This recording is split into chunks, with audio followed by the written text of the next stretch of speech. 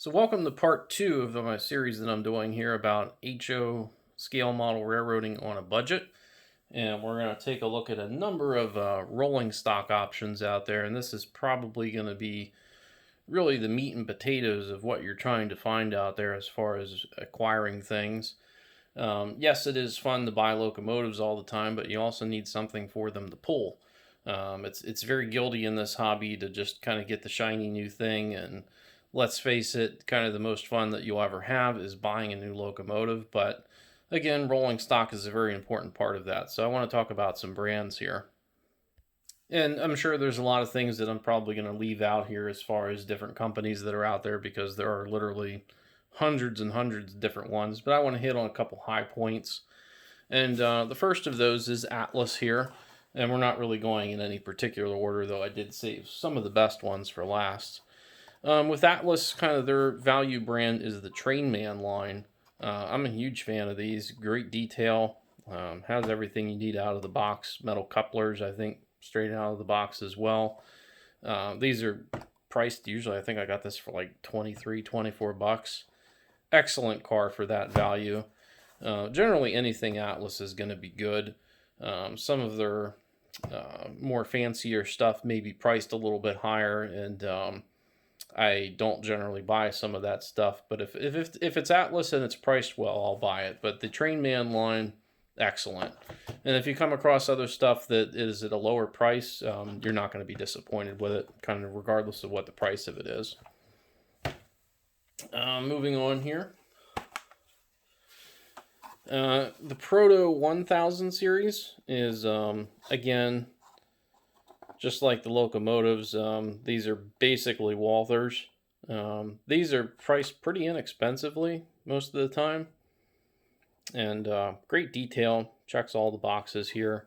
It's basically just like a low-priced Walthers Proto unit, really. These are great. And another big one here is Bowser. So Bowser you can always find by the green boxes. There's a lot of different eras of Bowser. So Bowser kind of got their start doing a lot of kits. This happens to be one of the later era kits. A lot of the older ones have just a regular cardboard box. This is when they were still made in the USA. But all of their kits are pretty inexpensive and excellent quality. Fun to build. Really nothing to be upset or disappointed about there. Some of the newer Bowser, which comes kind of as a already done car, some of those can be a little bit overpriced. So again, just like with Atlas, I don't think you'll be unhappy with any of them, but you don't want to buy it if it's too expensive. And the kits are generally, there's still tons of these on the internet. A lot of local shops you'll find some of these in. I bought 3 of these at my local shop. I think they're like 13 or 14 bucks each, and great value. A newer one on the market here is the Scale Trains Operator Series, and just like their locomotives, these are kind of a slightly scaled down version of the rivet counter models. These are still a little bit on the pricey end of things, but to be fair, even the operator models kind of outdo a lot of other companies' top tier models. I really like these, especially for these grain hoppers. And you can build them up. There's details that you can add to them if you want to, extra decals if you want to add them. I added the reflective FRA stripes on here. But this model out of the box, other than changing the couplers, I didn't really mess with it too much. It's kind of perfect as is. But generally, these are you're still going to be paying close to 30 bucks a car for these. So a little bit on the pricey side, but if you're doing this kind of train, no other really way to do it.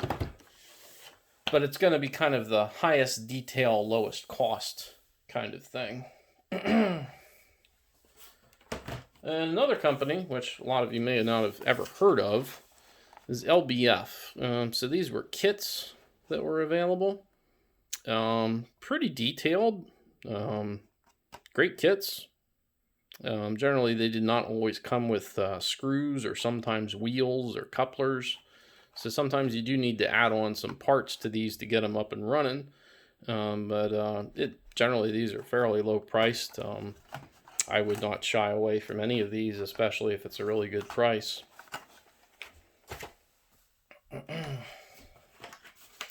And another one from the archives here, Concore.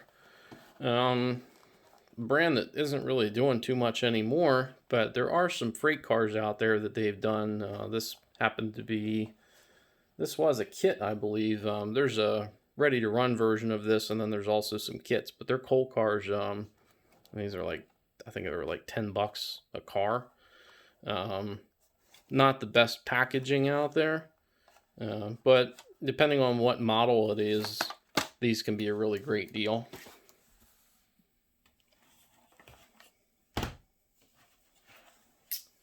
In some old school Walthers, when you see this kind of box, this is actually a kit. So they did a number of different types of cars. Kind of your easiest way to do auto racks, or modern auto racks, is these kits. Very easy to put together. A lot of times you can find them under $30. And, you know, not the best detail. There's not really much here that's separately added, but they don't look bad.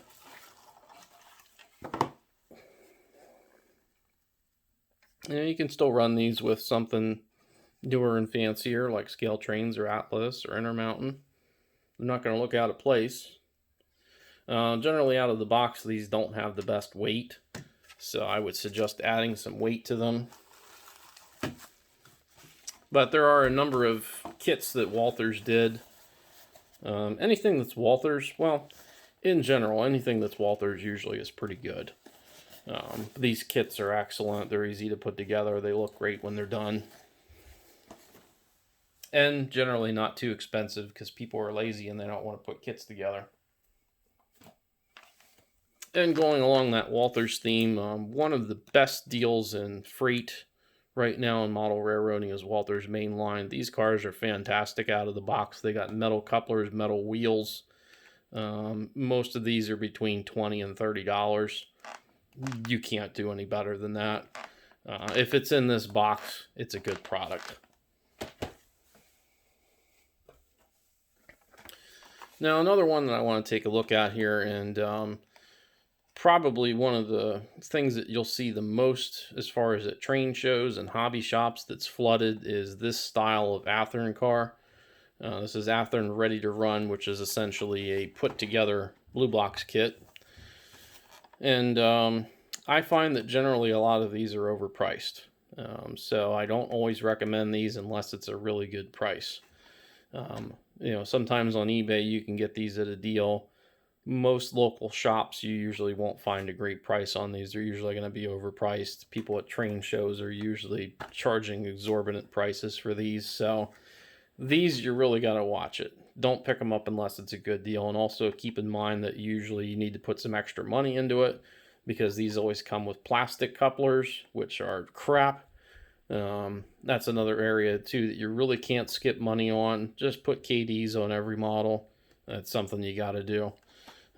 Don't do horn hook couplers. Don't do these plastic McHenry couplers or the easy make couplers that Bachmann does. They're junk. They don't work.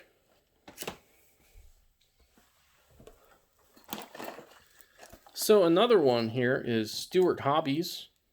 Generally the Stewart Hobbies, pretty much no matter what it is priced usually pretty well. This happens to be a coal car kit. It's a 6-pack.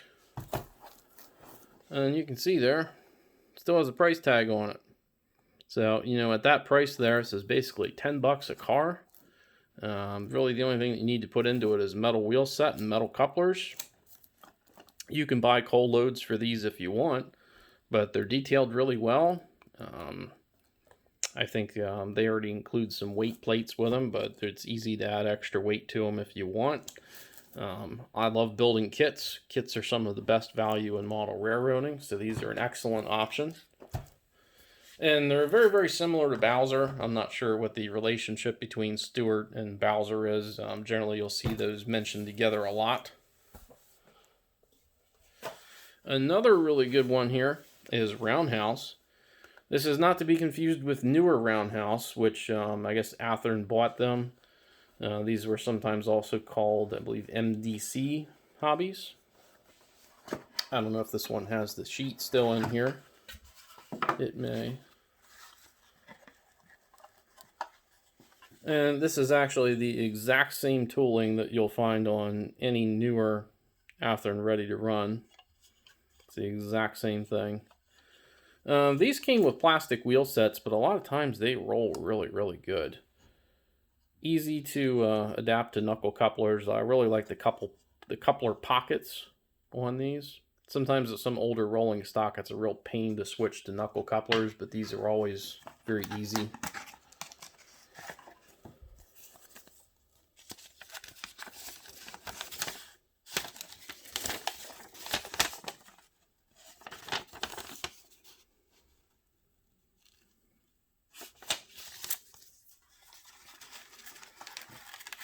And I also like that the boxes are easy to take apart. They're not gigantic. Some of these model boxes I usually feel are very oversized for no more than as big as what the model is. So they're easy to put away. Just an excellent piece of value rolling stock. Generally you won't find these in any train shops anymore. Even sometimes at a lot of shows you don't really see too many of these, but there is a ton of them on eBay, and they all run good. I've never been upset with a Roundhouse kit. And also sticking along the kits, now this is kind of your present day version of something like Roundhouse, AccuRail. These are one of the absolute best deals in model railroading. A lot of these cars are like 15 bucks. They come with plastic wheel sets, but they still run good. Very easy to upgrade to metal. And just outstanding paint. And generally they're weighted pretty well. It's just a solid model. It's a good way to build up your fleet for not a lot of money. Sure, there's no etched metal on here. Not a lot of separate detail. But just a really solid model. And these are also great cars to weather. Or if you wanted to get into starting to weather, it's a great way to do that and not potentially ruin a very expensive model.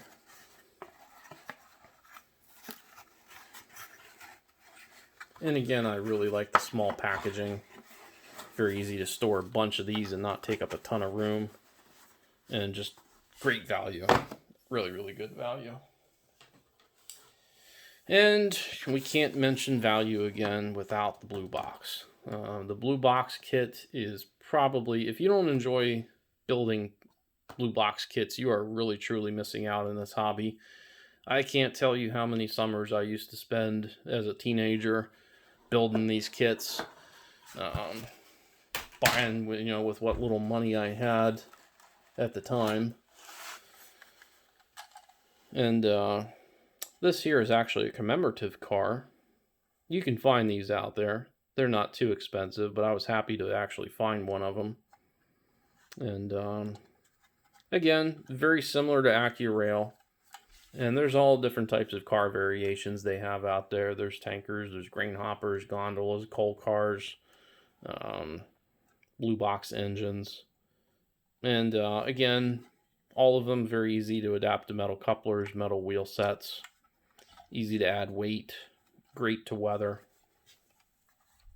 Blue box is really the gold standard of value, especially when it comes to low-cost freight cars.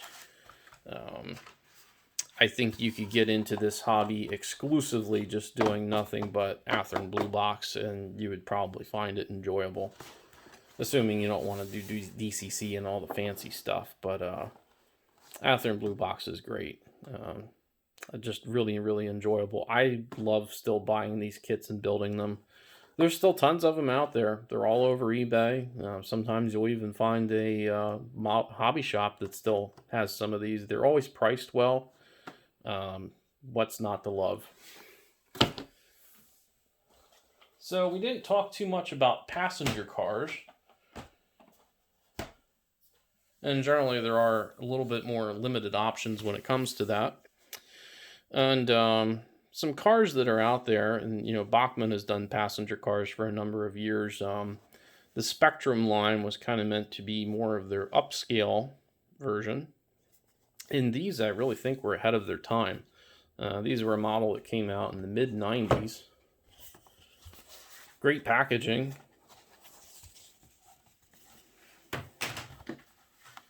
And most of these cars are actually lit.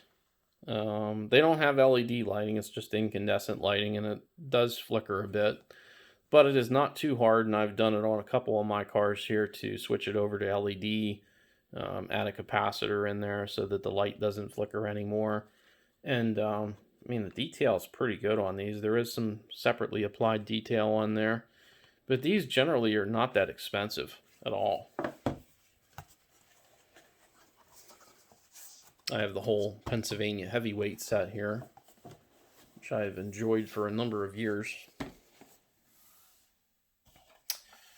Another fairly inexpensive option is IHC, which is also very, very similar to the Rivarossi AHM. I believe it's all kind of the same tooling.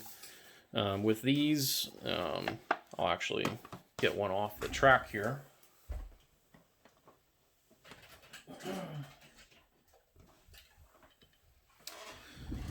In terms of detail, they're definitely not the best. I mean, it's kind of a mold where they used, basically one car and then they just printed a bunch of different road names on them. So they're definitely not road specific. Not the best. These are extremely underweighted. You really want to take these apart and add weight to them. They're just way too light out of the box. The other thing is that you have to get a very special kind of coupler for these if you want to switch to knuckle couplers, and there's not a metal option. So I had to get these McHenry ones that were specifically for this type of car. And you can put metal wheel sets in them. I mean, they run fine with the plastic ones they come with. I suppose with enough work you could probably adapt these to be a lit car. I do know also that there is some interior sets that you can buy for these. However, the interior sets are extremely overpriced in what you find on eBay. But, with these, generally you can spend $100, maybe a little bit more, and you can get an 8-car set for whatever road that you want. They're a good placeholder maybe until you can buy something else. I picked up this Pennsylvania set for little over $100 a number of years ago, just because it was the only thing out there that had the Fleet of Modernism scheme from Pennsylvania, which it's not even accurately colored. The font's right, they just don't have the colors completely correct, but it was the closest thing I could get at the time. So with these, you can get them, just understand that you need to put some work into them to really get them to run well. Not something I would recommend for a beginner because you may become frustrated with them. And also, moving on here. Another one you'll find out there is Walthers. Now, this is the older style of packaging here. These are, anything you find in this type of packaging generally is not much different than what you'll find in the newer packaging, which is silver and it's marked as Proto, or sometimes it's even older versions of the Walthers mainline product. But, all of the Walthers cars, really the whole entire Walthers line. I know I've hit on it a couple times in this video and the last one, but generally anything Walthers, it's good. It's just a matter of how much you want to pay. But a lot of times you can find rolling stock that's in this style of packaging for a little bit less because it's older. Not that there is anything wrong with it at all. Some of the older models just come with horn hooks, and they don't come with the metal couplers like the newer versions do, but very easy minor upgrade. Sometimes they don't come with the grab irons pre-installed. Again, super easy to do on your own. If you want to, you don't have to. And again, continuing with that Walthers mainline theme, for passenger cars on a budget, this is the best car on the market right now. Most of these cars you can usually get for 25 to 30 bucks. Usually there's about 6 of them or so, and you can build a nice passenger set for not a lot of money. There is also some detailing kits that you can do for these. I think there's even lighting kits that you can buy for these. These are really the best deal on passenger equipment, definitely on a budget. So that covers it for rolling stock. And I know that that doesn't cover every single company that's out there, but those are some of the main ones. I think are probably a good majority of the main ones that are out there as far as different companies that offer a pretty good deal on model railroading. And of course, there is a number of other things that are out there to consider, which of course would be DCC decoders. Perhaps I will cover that in another video because I think it would add on way too much time, or perhaps maybe we should do a part 3 on just DCC and what is the best value there. That's actually not a bad idea. I think I might do that. So ignoring the DCC component of all this, the next thing would be where to go to get these deals. And before the internet was around, we would typically go to train shows. Kind of the biggest train show to go to in the area when I was really getting into the hobby was the Timonium, Maryland shows. Unfortunately, with what's going on right now, there really hasn't been any train shows for a little over a year, which is kind of depressing. I really, really do miss them. But we also still have the ability to get things on the internet. One of the best resources for the internet, and probably where I've bought a significant amount of my trains from, is eBay. It's a little bit better as a buyer rather than a seller. I'm not going to get into the reasons for that on this video, but as a buyer, there's a lot of, you pretty much have access to almost anything that's ever been made at one point or another. If it's something that you really, really want to find and it's rare, most times you're not going to find it in a local shop. If you're, happen to be touring the country or traveling to an area, I always try to find whatever train shops in that area, just because it's one I haven't been to. And a lot of times you'll find something in a shop that has been out of stock for a very, very long time, and they just happen to have one left. So that's always pretty thrilling. But eBay is a great resource for that. Also, Facebook groups. A lot of times you'll find someone selling things on there for a little bit less than what it may have been originally, or a really good deal. So the internet is your friend there when it comes to finding deals. Generally, on most websites, they're going to only sell new models. So they're not really going to sell pre-owned or used models. So without train shows being around, kind of eBay is our best resource right now. So we're going to wrap this part up here, being that we just talked about all the rolling stock. And then for part 3, we're going to go over DCC decoders, speakers, what's going to be the best out there as far as what types of DCC that you want to run, whether it be non-sound or sound, and also some of the options out there for that, and also some of the control equipment for programming and using those decoders. So that wraps it up for this one, and we'll look forward to part 3.